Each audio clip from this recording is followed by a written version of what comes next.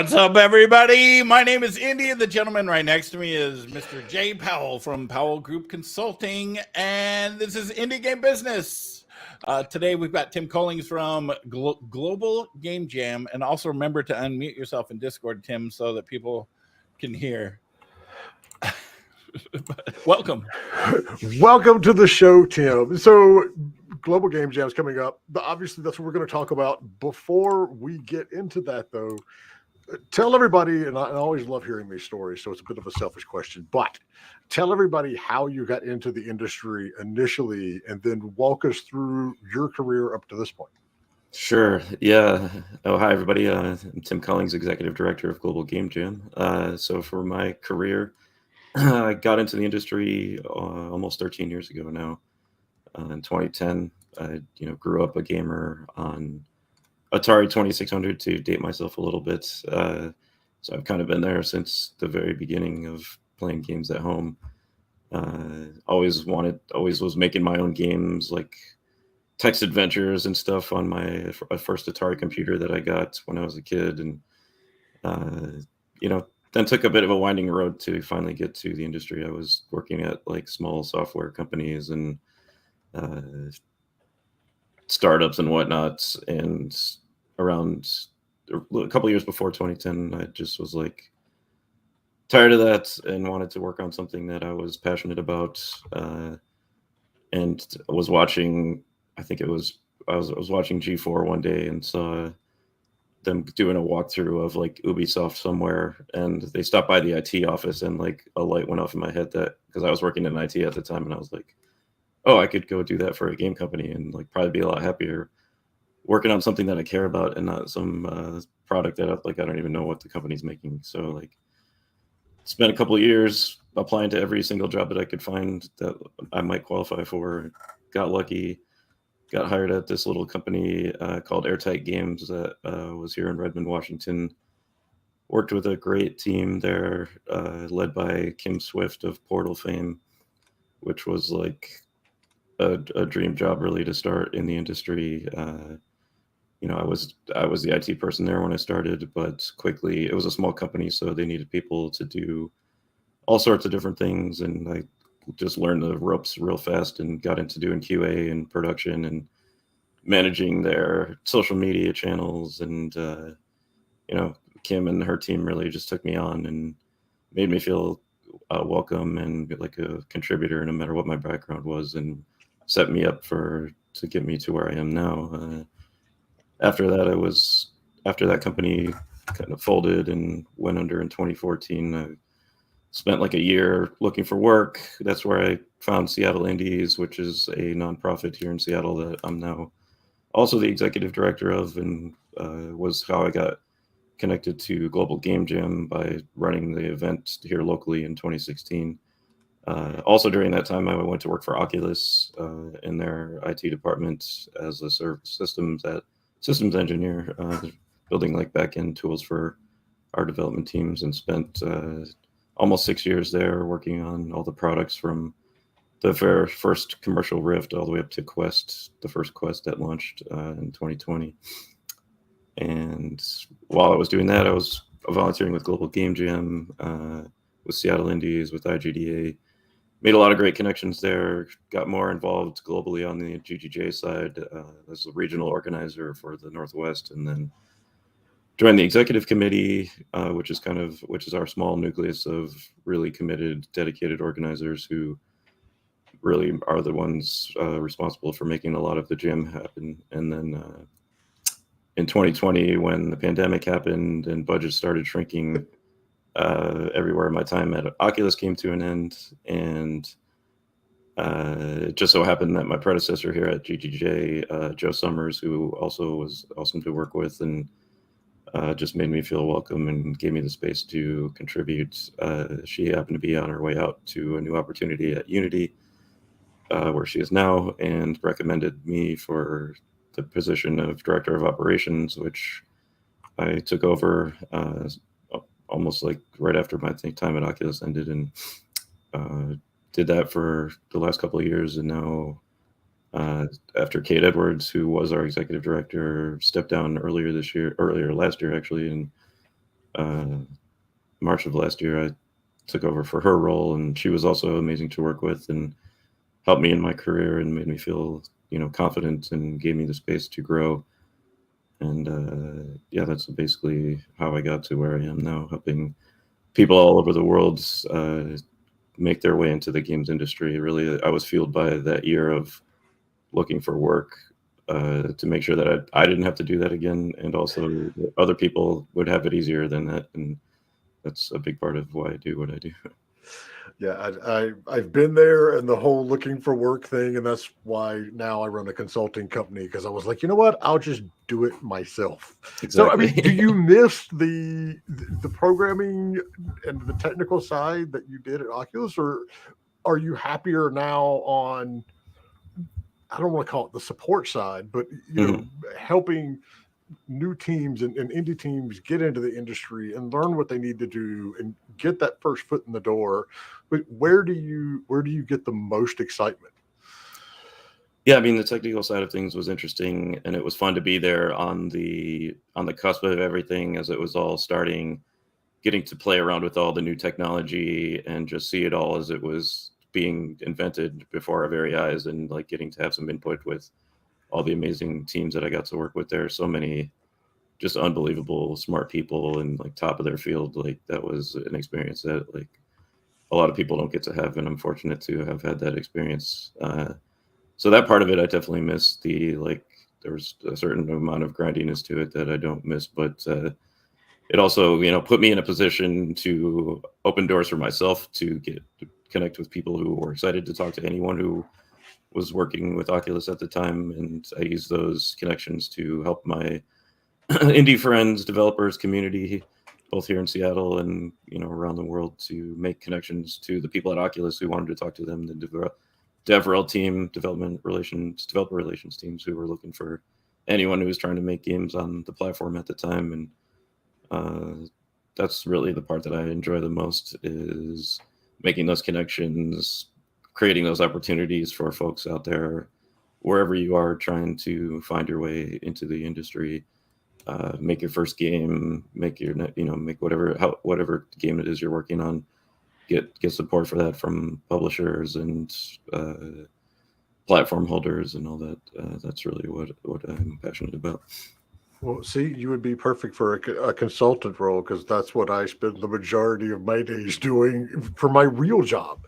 So for folks who aren't familiar with Global Game Jam, give us an overview, what it is, what you do, and we can build from there. But let's use that for the starting point. Sure, yeah. The Global Game Jam itself is both an event and a nonprofit organization. I'm the executive director of the nonprofit, and we have two other employees that are full-time, Tarja, who's in Finland, and our director of communications, and Charlie, who is our director of operations in Scotland. And then we have Zane, who is our director of technology, who is in Toronto and manages our website.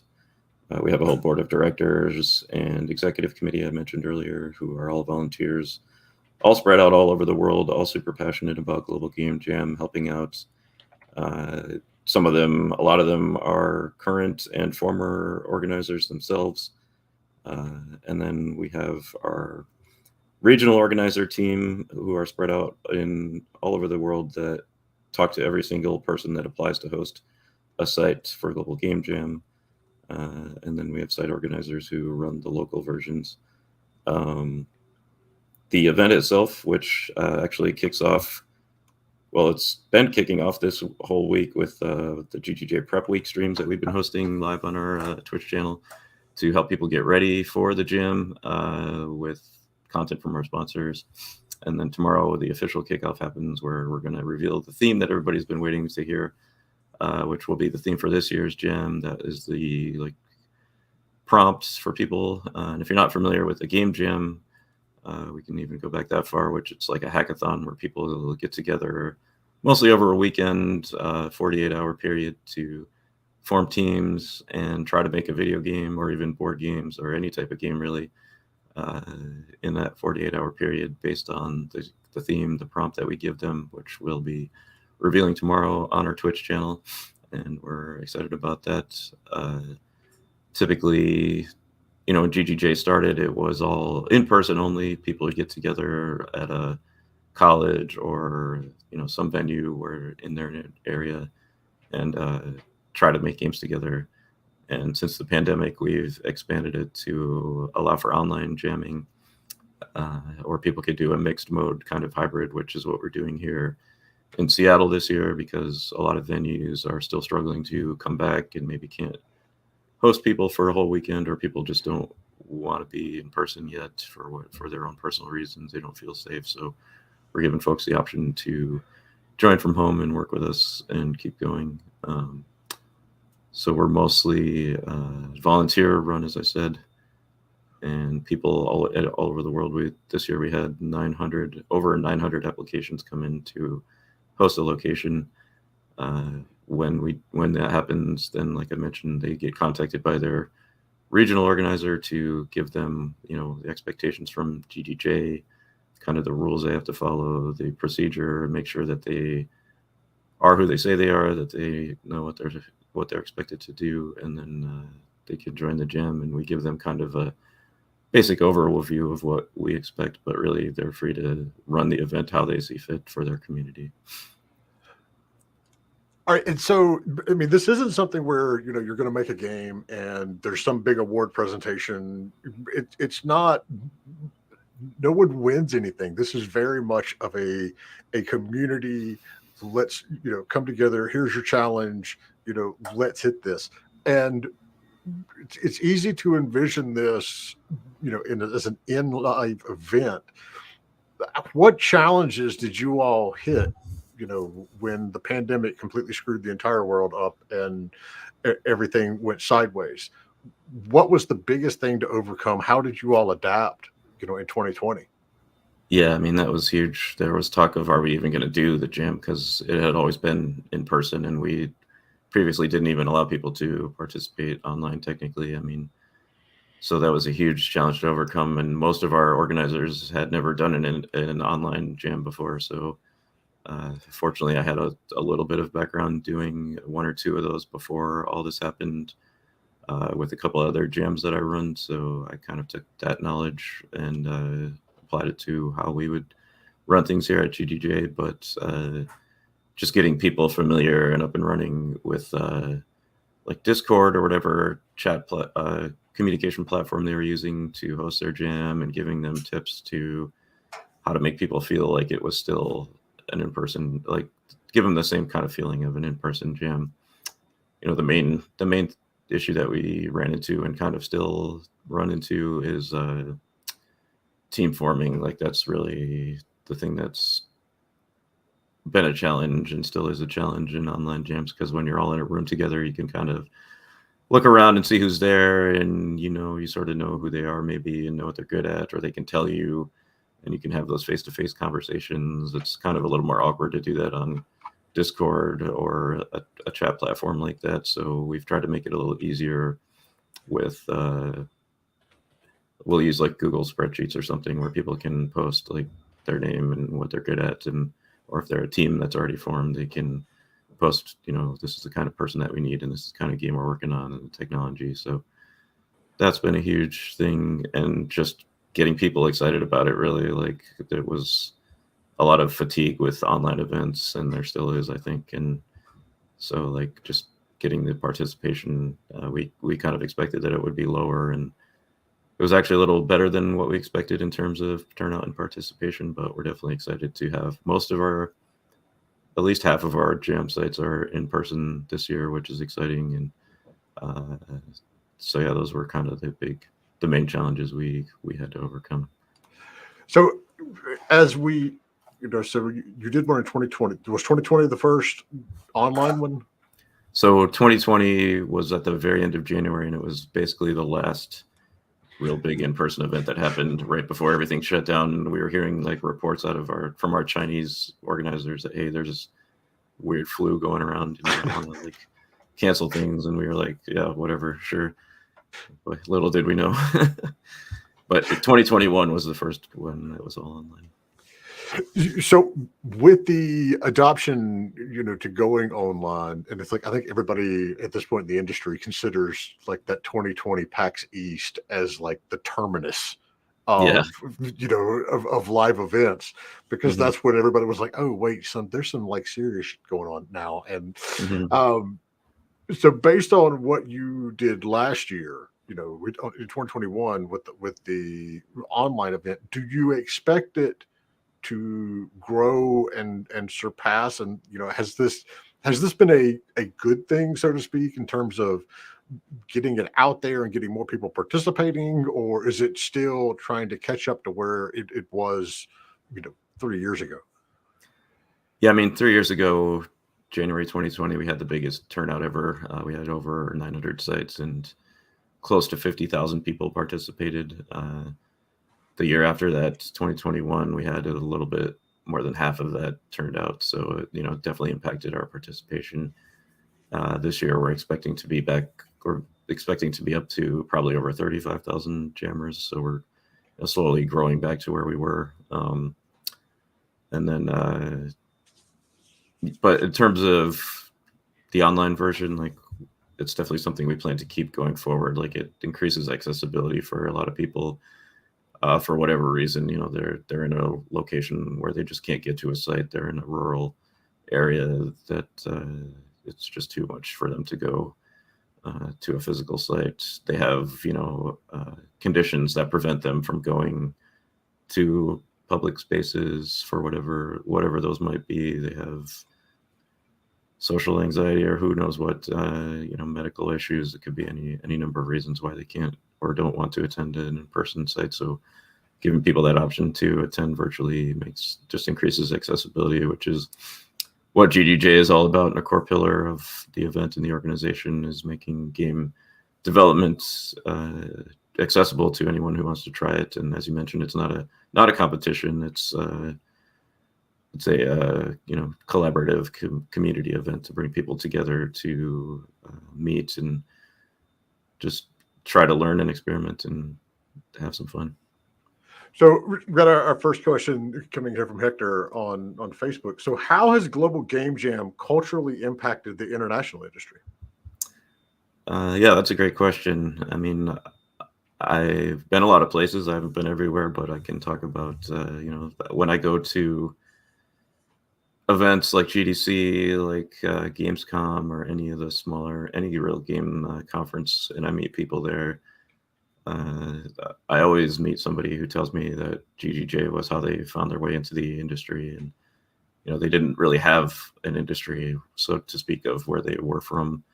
But somebody hosted a Global Game Jam event and they heard about it and they went there and met the right people, made connections, made a game, learned that they like working with somebody, and maybe not right away, but a year or two down the road, that person is working at a company and finds out that the company needs somebody who can do a thing like that person that they worked with at the gym did. They get recommended, they get a job, and they're on their way to their career in the industry. And GGJ was kind of the jumping off point. And we like to say that Global Game Jam is where the industry begins. And that's really, I think, one of the major impacts that it's had, and just showing that we can all come together on a shared interest of making games, no matter where you are, no matter what country you're in, what's your religious background, cultural background.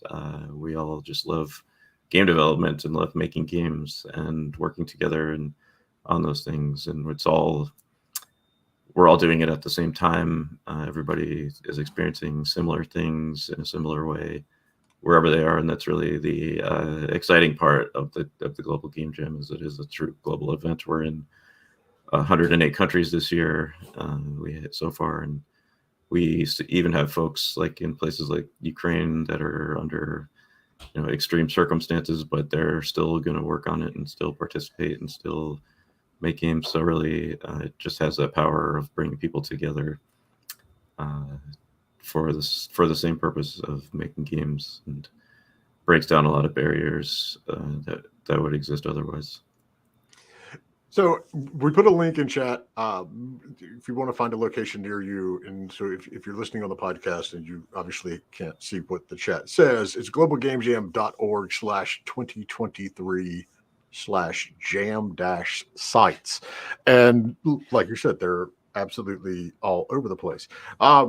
What do you touched on some of it right there in terms of people that come in and they do the jam and then they end up going into the industry, or they find out about the industry, for better or for worse, because I imagine there's, people that come in and do it for a weekend or a week and they're like, oh, hell no, this is, not my world. What are some of the benefits, both like, on the immediate individual level, but also longer term on the career level that go along with participating in Global Game Jam? Yeah, I mean, there's a lot of benefits. The main one being just the connectivity to the other people around you in your area, or the people in your online gym that you meet, that you start to network with. That's a big advantage and reason why we do Global Game Jam, is to bring those people together in the same space, to meet each other, to know that there's other people around you that are doing the same thing. And that becomes your support group, your friends. So that's really the big part. It's also a way to find out, like you said, if this is for you. Like, it's a low stakes way to find out if you like it, if you want to do it, if you want to pursue it. You don't have to, spend thousands of dollars, hundreds or thousands of dollars on a course, on, enrolling in a school to find out, well, I don't really like this, and now you're out all this money, and then you're kind of stuck. So, come to a GGJ event, try it out, see if you like it. And we've had a lot of people do that. They try it and they pursue from there, or they just decide it's not for them and move on. And yeah. All right, so I mean, obviously, we're not going to go into this year's topic. That's tomorrow. That's the big announcement. But if we can look at a topic in years past. So, what does a typical topic look like? How is the jam framed in terms of that aspect? In terms of the theme, you mean? Yeah.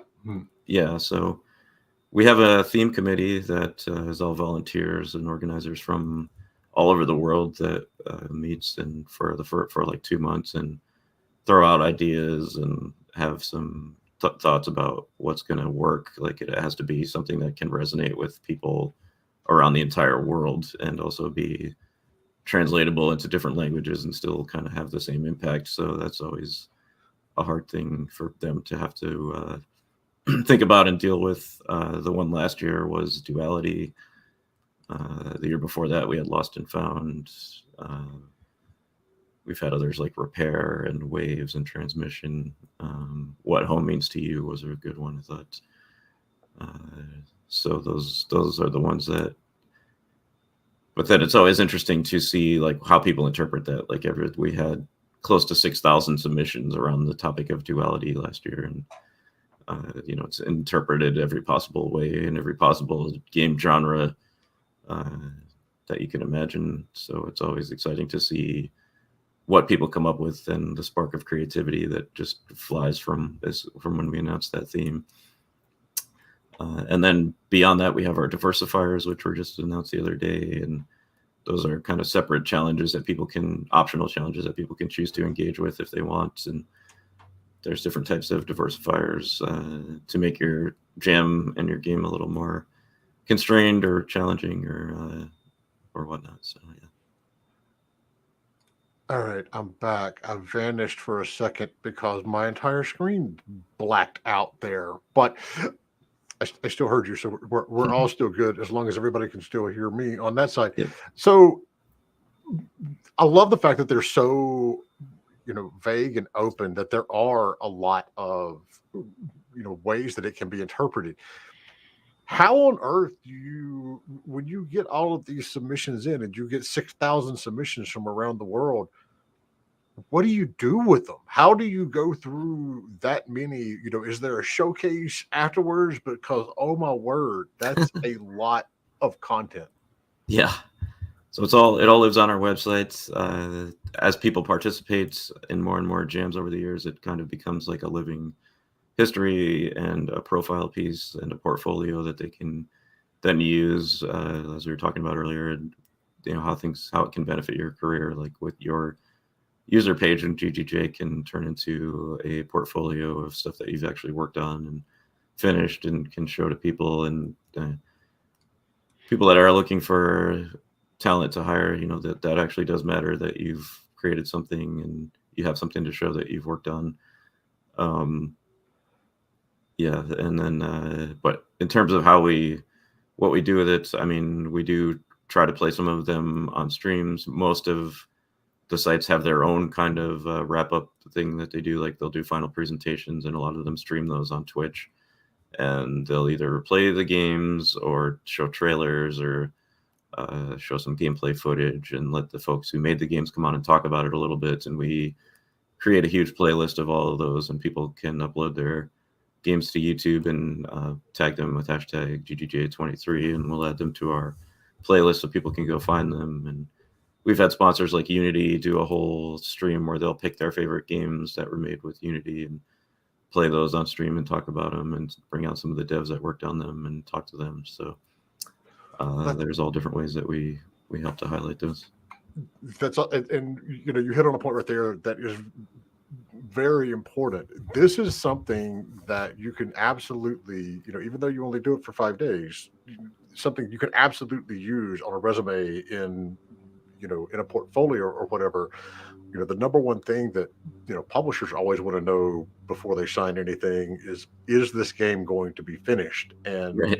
Here, if you can show that you can get a game finished, no matter how simple it is, in that amount of time, and actually get it to somewhat of a playable, releasable state, that's a huge thing. And right. I don't think that gets enough voice out there, that it's not just here's a hobby, here's something we're going to do for 5 days. This can be something you actually really use down the road.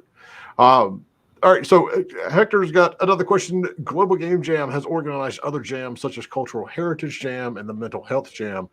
Will they still do that sort of jam, and what have been the results? Yeah, that's a great question. Thanks, Hector.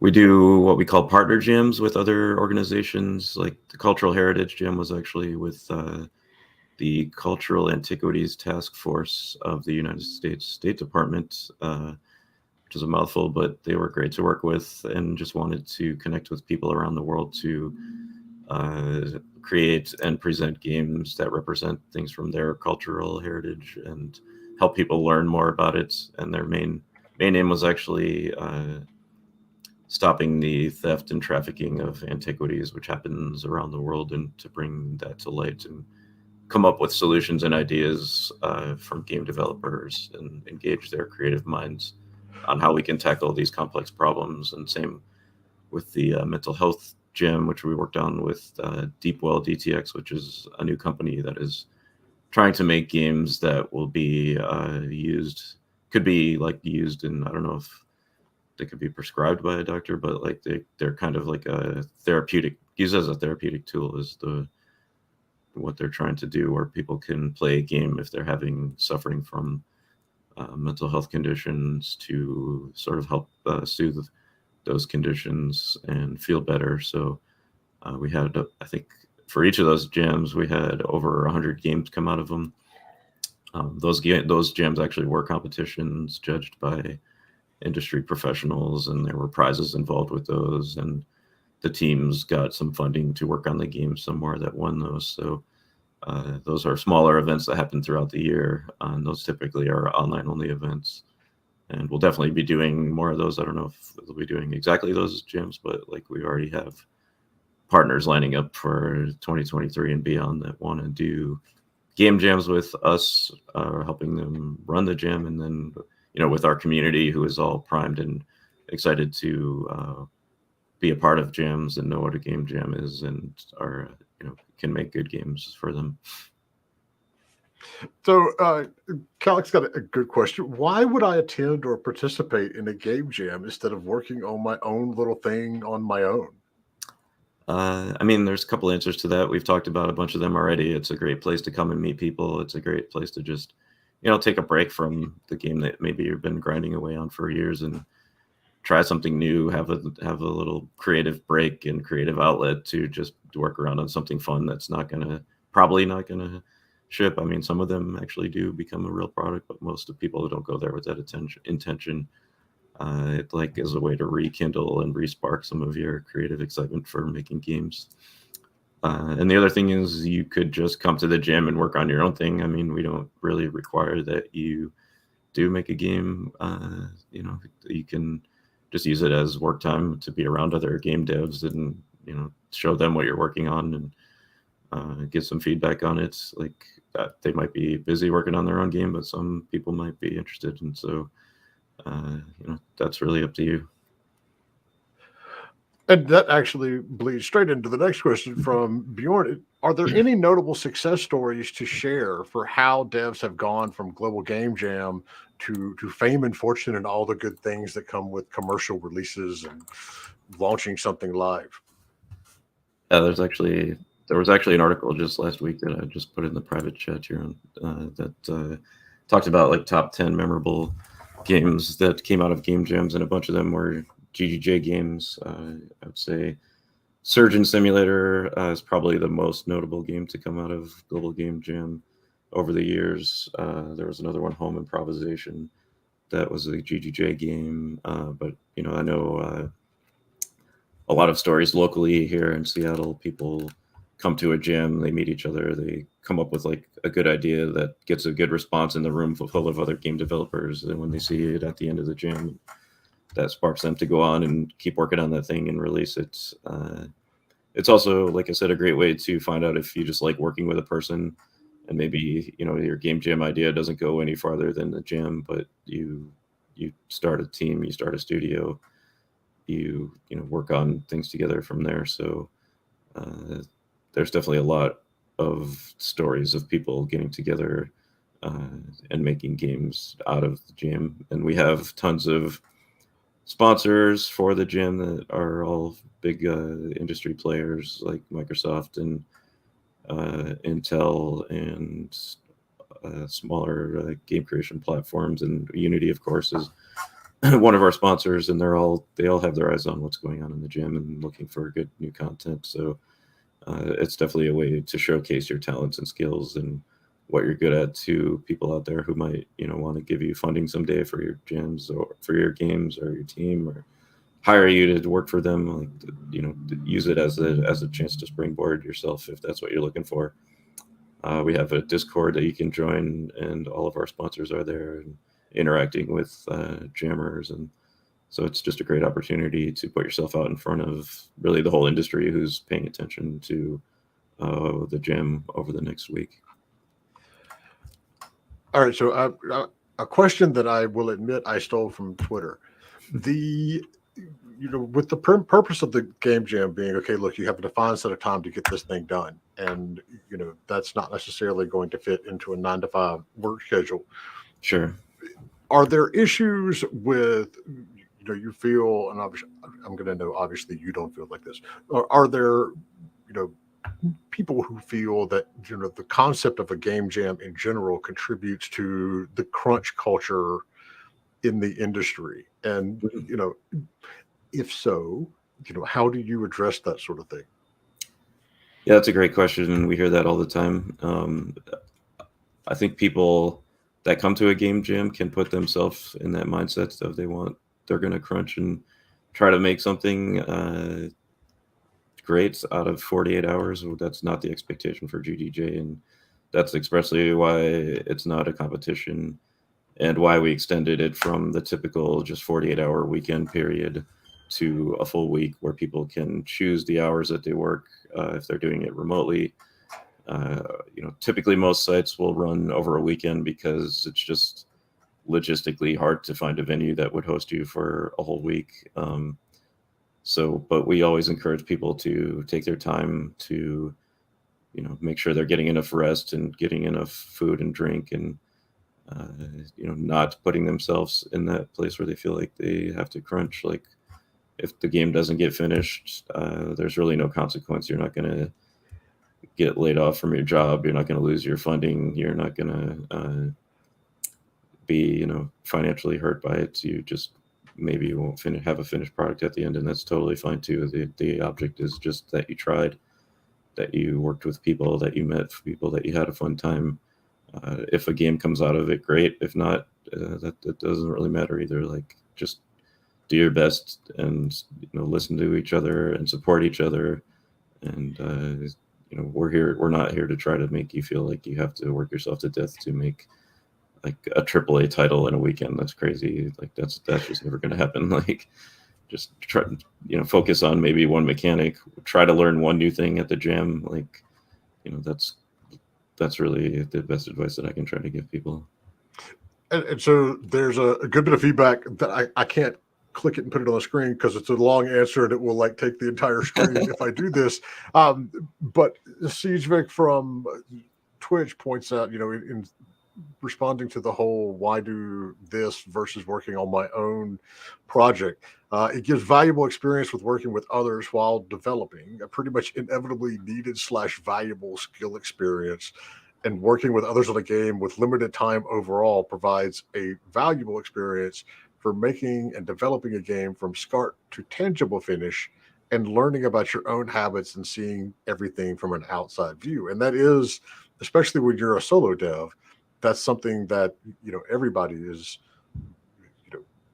guilty of at some point or another. You can't necessarily see how someone else is viewing it because you're so deep in the forest on what you're doing. You already know everything. You know all the stuff, so you can't really see how other people are going to attack that problem or that situation. So especially if you're a solo dev, it's really good to sit down and work with a team for a week and just say, all right, what else can somebody bring to the table that supports what I do? Yeah, 100%. And I was talking with somebody else about this the other day, like how, game development, if you're trying to go to work at a studio, you really have to know what every other person and team is doing and how long their part of it's going to take, and what tools they use and how to interact with them, how to set expectations of what they can and can't deliver in certain amounts of time. It's going to be invaluable knowledge, and just learning from other people and getting advice on how they do things is going to be invaluable as well. You might pick up a new tool that you never heard of. You might pick up like some new shortcuts to get things done, some new Unity plugin that just came out that somebody found that does a thing that you're trying to do. Like, there's all sorts of reasons why you'd want to be in that environment around all those game developers and creative folks who have different experiences than you and can help you on your way as a solo dev or as a part of a team. And it's going to help with soft skills like communication and even project management. I mean, even though it's a short time frame, you've still got to organize all this stuff. So absolutely, yeah. Little things like that along the way. So next question. So what is, I don't want to say saddest situation, what is the most difficult situation you've experienced as an organizer, and what has been the most pleasant and most fun that you've seen come out of an event so far? I mean, there's always difficulties when you're organizing a big event with, here in Seattle, we get over 200 people usually when we do them in person. So there's always a lot of different things that go wrong. The power goes out or circuit blows, somebody gets locked out of the building. There's all those different things to think about.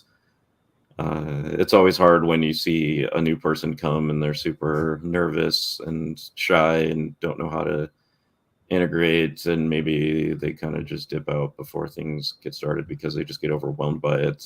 We try to engage with those people as soon as we can when we see them at a jam site and sort of welcome them in and help them find somebody to work with if we can. But it's some people it's just a little too much for us, so that's kind of always hard to see. And then there's the people who their game doesn't work and they kind of get upset about that, and they're really we're all creative and competitive with ourselves and want to do the best we can. So we always try to just tell people it's about the experience, like I said, and it's about working together. The most pleasant and fun. I mean, that's hard to pick just one of them. It's always just the fun is just seeing just being around all the creative people and the energy. And it's been 3 years here since we've done an in-person game jam locally, and I miss it. I miss all that energy, all that excitement, all that creativity, all up together in one room, and then all the games that come out of it at the end, and just the fun of watching them. We do our jams at the Pacific Science Center here in Seattle, and they let us use one of their big IMAX screens to play the games on at the end. And so just haven't seen everybody get excited about a game, or there's that big like moment where something might go wrong and everybody's oohing and ahhing, and those are always the best parts. And then just afterwards getting the feedback from the folks who said they were nervous about it, or this was their first time, or they weren't sure if making games was for them, and they get inspired by what they saw and what they experienced at the jam and keep going with it. And they enroll in a class, or they pursue a job that they were going after, and those success stories that come out of it, of people who tried it and pushed themselves a little bit out of their comfort zones to take part in the jam and get something great out of it, is what is most fulfilling for me as an organizer. So to address the shy developer, or those that may not succeed, have you ever, or do you, or have you ever thought about bringing in experienced devs to act as mentors? Totally, yeah. That's something that we do here when we do jams in locally, and try to provide them when we do the online jams as well. We started a guild system here in Seattle where we have the more experienced devs are kind of running the coder guild, the art guild, the audio guild, and they're monitoring Discord or sitting at a table if it's a physical location where people have questions, can come ask them, or they're the ones that are really like looking out for those developers who need a team, and they go, sit and talk with them and find out what their skills are and what they're capable of. And we'll go around the room or post something on our Discord to say, hey, we have this person here who can do X and Y and Z, and I think he'd be great for your team. Why don't you let them join? So that's a way that we've addressed that. And then they're there to help with really hard problems. And they maybe can't commit to a full 48 hours, but they can be there for a few hours in the afternoon or evening, and that's been really helpful. And it's a good way, if you're an organizer out there yourself, to connect with the companies that might be in your area, the game companies, the professional devs. It's a good way to sort of get them to see what you're doing and what your community is doing and capable of, and to potentially turn into sponsors and be more actively involved in what you're doing. It's like a good starting point to create those partnerships and connections. So what are the tips? What are the advice that you would give to folks who are coming in doing this for the first time? Where should they start? What should they be prepared for? What typically goes wrong? What's your guidance on that one? Yeah, I mean, I'd say try to have a goal in mind of what you want to accomplish at the gym. Like, if you're trying to learn something, if you're trying to just make new friends and meet new people, just have like a very simple and achievable goal at the gym. Like, if you're coming there to try to like quote unquote win it or make the best game at the gym, like that might not be attainable for some people. Just set your expectations, before you get there, and just put yourself out there a little bit. And like I said, step outside of your comfort zone and make some new connections. A lot of what we do at our gyms is give people a chance to pitch game ideas or pitch themselves as what they're good at and what they're available for. And then just find the organizers if you're really nervous and have a hard time connecting with people. We're there to help you facilitate those connections and make you feel welcome and make you feel like you're a part of the community.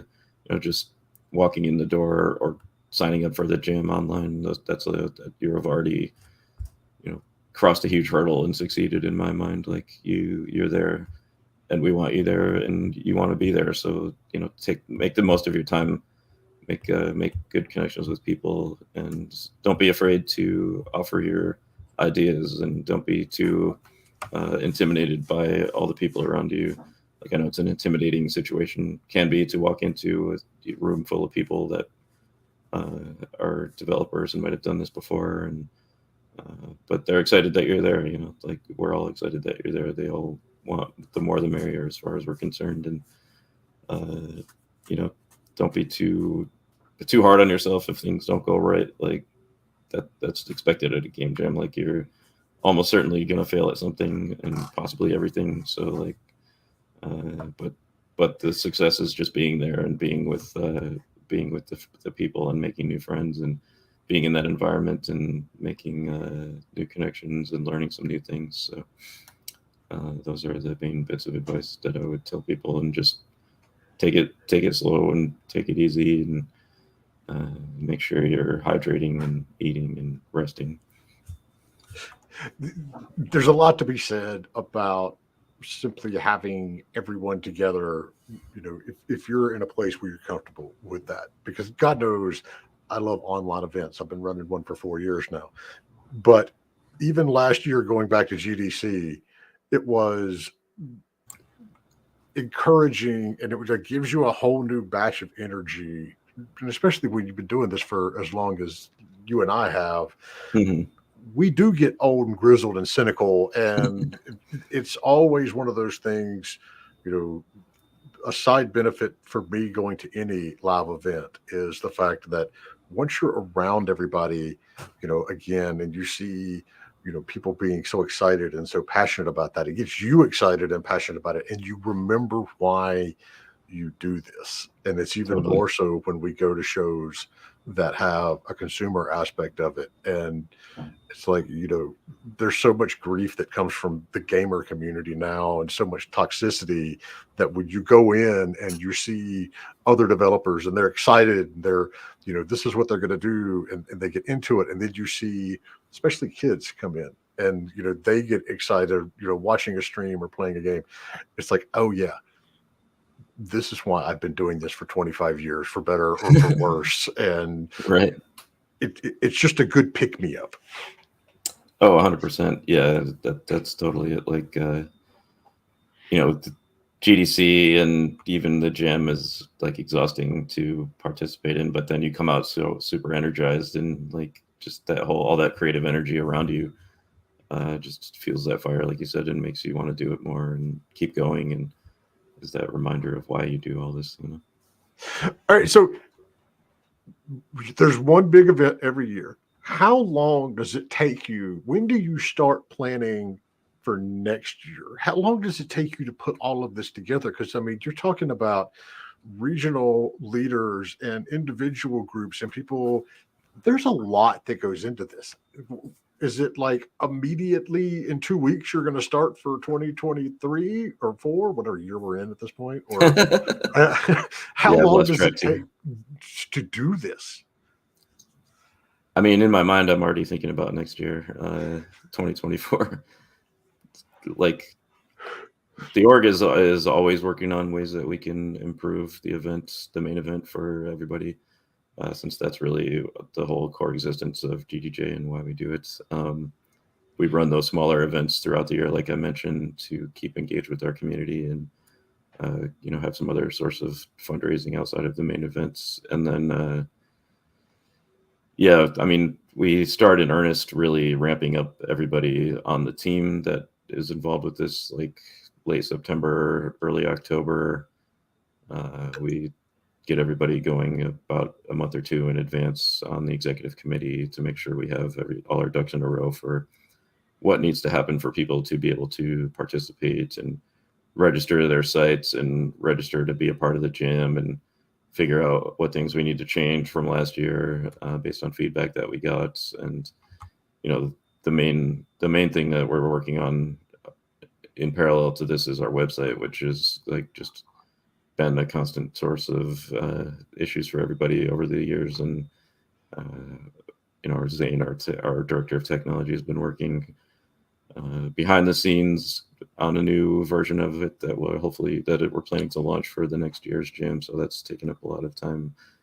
But hopefully we'll make things a little better for everyone, and we can iterate and improve on the things that people have been asking us for a long time that we just can't do technically with the website that we have now. So that's how we run things. It never ends, basically. That's the way it goes. I'll take a week off after this jam and then kind of be right back at it. So people ask me at the end of one of our videos, like, when's the next one? I'm like, I don't know. Just don't ask me in 3 weeks. Right now, it's never. All right, so we got time for one or two more questions. If you're watching live, if you're in the Discord, pop them up there and we'll get them going. And then I had one, and I completely lost my train of thought on where that was. Oh, got it. All right, so if someone wants to, join, but they don't have a team yet, how can they go about finding a team or building a team would be easier if you knew the people, but how can they get set up with other people who are also looking for team members? Yeah, that's the great part about GGJ is it's usually at least 50% new people that have never done it before. So if you go to our website, you click on locations, you can find a location near you or an online location either in your area or that looks interesting to you to sign up for. And then once you get signed up for the site organizers will contact you as to their process for getting you into the jam, getting you to find a team to work with. We have some guidelines that we provide for people on how to do that, but every organizer has their own way of doing that. Some people do icebreakers. They have their own team forming exercises. If it's like an in-person jam, some of them will put like different indicators on like your name tag as to what type of skill set you might have and kind of let people pair off that way. The way we do it, like I mentioned here locally in my town in Seattle, is people will pitch a game idea and say like, I'm a programmer and I know Unity and I need artists and audio people. So if you like my idea, come work with me. And so teams kind of form around the game ideas and the technologies that people plan to use and are proficient at. So there's a lot of different ways for that, but we definitely want more new people to come. It's a great place to start because like it's not a competition. So there's no very low stakes in terms of like what the teams are going to expect you to be able to do. And, a lot of people have been doing it for years and like to see new people join and bring them under their wing and mentor them up and help them, learn new skills and just feel a lot more confident about their possibilities as game developers going forward. So any last minute thoughts, feedback, tips, guides, warnings? I know you're not going to drop us the new theme for this year, but any last minute thoughts you want to bounce out there before we roll and we let you get into the chaos that's going to be your next week? Just I hope everybody out there, tries it if they want to. Like we're here. We have over 750 locations around the world are participating over the next coming week from the 30th of January to the 5th of February. So there's almost certainly one in your part of the world or an online site that you can join. Like I mentioned, we have the GGJ Discord, which you can find on our website, globalgamejam.org. All the information is there. We have a ton of great sponsors that are involved in the jam this year and have free offers for you to take advantage of, like different game engines you can try for free, different game making tools. Like Houdini offers their indie license for free for 2 months for anybody who's taken part in the jam. So you can, if that's something you're interested in, you can try that. We have like AWS is offering free credits for people who take part in the jam or just want to try it out. There's multiple different offers and reasons why you'd want to try it. And then just getting to meet your community and meet other folks that are making games around you and learning from them and being a part of it and just have a great time, just go try something new and learn something new and learn learn something new about yourself and about the people around you, and connect with your community, and really have fun at Global Game Jam. Meet, have fun, create something cool, don't stress about it, and drink water. Exactly. Awesome. Well, Tim, I greatly appreciate you taking some of your valuable time, on the doorstep of the new jam to come on and talk about it. Like you said, if you got any questions, you want to find out anything, locations, find teams, it's globalgamejam.org. And then we will be back next week talking publishing. I believe Dan's not here, so I'm not going to bet on that. But we'll be back. Our next conference is coming up March 8th and 9th. It's fully digital. Pitch a game, find some, find a publisher, find marketing, all that sort of good stuff, and do it from your privacy of your own home or office before we all get crazy and go to GDC. So with that, everybody, take care. Have a wonderful weekend, and then we'll see you next week. Bye. Thank you.